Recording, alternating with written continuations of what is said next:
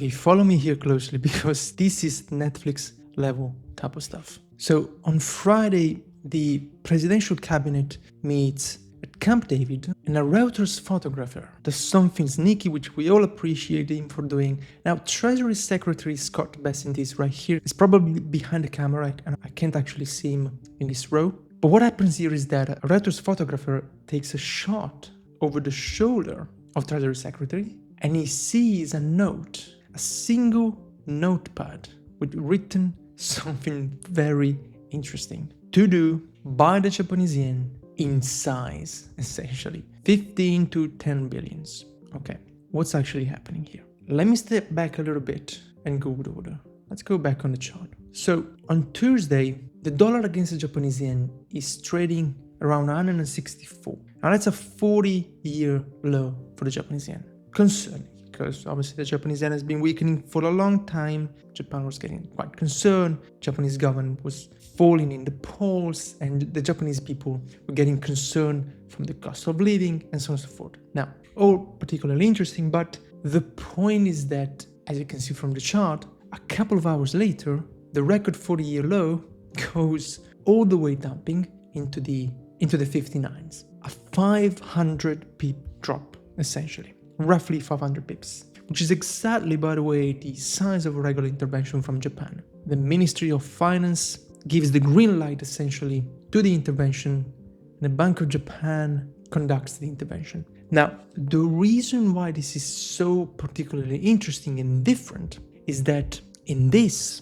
it wasn't just the Bank of Japan that intervened. While the Bank of Japan was intervening, so while they were conducting their operations, there was also the US authorities, which was conducting what we call a rate check. Now, a rate check is essentially a preliminary move in foreign exchange where authorities contact major commercial banks to inquire about currency trading levels and market conditions. Essentially, they call local banks or whatever banks and ask them, hey, if I want to buy such and such currency, what level you can give me? What quote you can give me? And that is obviously a strong warning sign that it's a precursor to direct market intervention. And it happened from the US Treasury, not just from Japan, but the US Treasury. So Japan conducts its own intervention backed by the US Treasury. And then on Friday, what happened is that the confirmation came out that the US Treasury has informed banks that they may intervene in the yen market on Friday. This obviously strengthened the yen further. Now sit with this for a second. It's the US Treasury telling banks, US banks, to buy a foreign currency, the Japanese yen. And then 2 hours later, well, this picture gets taken from Treasury Secretary Scott Bessent at a cabinet meeting. After that, the yen took another leg. Now, think about what the market just learned here. The signal that this whole story sent to the market. This is not just Japan defending the yen. This is not a single intervention from Japan, which we have seen many times already, and they all failed after the intervention. Now, this is different. This is not a single intervention from Japan, which we can see here, or also similar here, although this wasn't actually an intervention, it was a rate check in conjunction with the US Treasury, but that's a different story. The point is that this is different from what we've seen so far on the Japanese yen, with the Ministry of Finance from Japan and the Bank of Japan conducting their own intervention all alone by themselves, which history tells us they're not consistent in being able to strengthen the yen. But an intervention coordinated with the US Treasury, well, that's a completely different story. And we know for a fact, confirmed as well by Morgan Stanley and Goldman Sachs, that the US Treasury intervened in yen exchanges rates on Friday, marking the first time Tokyo and Washington joined forces to support the Japanese currency via outright purchases in nearly 30 years. I'm telling you, this is a big one, so listen to me here closely. the Federal Reserve Bank of New York undertook the unusual move to conduct a sale of euros to buy yen on behalf of the Treasury. Now, they did not just sell euros, because if you look across the board, you're going to see that the dollar has tanked during the intervention. So they were also selling dollars, just they don't want you to know that, because they don't want to tank the dollar, the currency, for the sake of saving a foreign currency. But essentially, the sales were conducted through Goldman Sachs and Morgan Stanley. To put it simply, it's big. It's very big.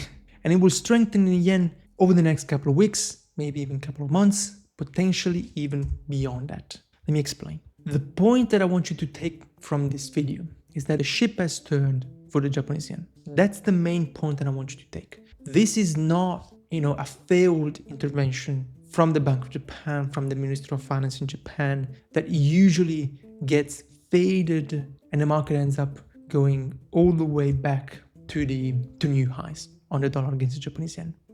This is not just another powerless yen intervention. It's a coordinated effort between Japan and the US. Very rare, and when it happens, it's very efficient and effective. Also, for another reason, which I'm going to show you in a second, which is the speculative positioning against the yen is at absolute record highs. Essentially, the market is way too crowded with Japanese yen shorts. The same level of Japanese yen shorts that we saw in June 2007 and July 2024. Now, this is what I want you to actually take from here. When you see data like this, I want you to go back on the chart and see what actually happened in those instances, so that you can use history to understand what could happen now and ahead. So if we look at June 2007 on the US dollar against the Japanese yen, you're going to see something really interesting here. So this is June 2007, speculative record shorts against the Japanese yen. And what happened? The dollar against the Japanese yen tops and it starts to unwind aggressively. Thousands of pips. This is the first instance. But now let's look at July 2024. Now, July 2024, actually during FX intervention from the Bank of Japan and from the Ministry of Finance, they got a first intervention right here. The market disregarded them. They did not take the warning. And what happened? A second, bigger, more sustained intervention happened. And this is roughly 1,500 pips move lower. Why? Because the dollar against the yen was crowded with longs. So speculators were betting against the yen, expecting this move to continue. But Bank of Japan and the Ministry of Finance said, hey, no, we're starting to intervene. And the unwind of those yen positions created this massive move. Now, does this resonate with what is happening right now? Absolutely yes. This is exactly what's happening right now. Yen shorts are at record levels, and now the Bank of Japan and Ministry of Finance and the US Treasury is intervening on the Japanese yen to support the currency. All these speculative yen shorts will have to unwind, will have to close their Japanese yen shorts. And what do you have to do when you close a short? You buy back. So from Japanese yen short, they'll have to buy back the Japanese yen, okay? And that's going to strengthen the Japanese yen in the weeks and months ahead as this unwind continues and happens. So again, this is the point that I want you to take from this video. This is not another powerless yen intervention. It's a coordinated effort between Japan and the US. Very rare, and when it happens, it's powerful. And especially when it happens with the market positioned on the wrong side of it. Because this is the point. Speculative yen shorts are the biggest ever, so people are betting against the Japanese yen. But now the Japanese yen is strengthening, and they'll have to unwind, they'll have to hit the stop loss and whatever else. And this move is going to expand further, probably increase momentum as well as the stops get hit for all those Japanese yen shorts. All that said, to say that we're bullish on the Japanese yen, we've been bullish for quite a bit. If you actually follow us on our Telegram channel, if you follow us on YouTube, and if you're a private network member, you know we actually are short the Japanese yen against the Swiss franc. It's a long-term trade. We're short from about 200. Now, this is not to flex about the position. This is to tell you that we actually expect further strength in the Japanese yen across the board, okay? Especially in this case, I would tell you against the Swiss franc, because the Swiss franc is sitting at pretty much zero interest rate, and you actually get paid to be short the Swiss franc against the Japanese yen because of the deposit fee carry. Swiss franc right now has 0% interest rate, while the Japanese yen has about 1% interest rate. So you get pretty much a positive 1% yearly return for being short and just being short. So a positive swap. So one more thing that I actually want to leave you with is a question.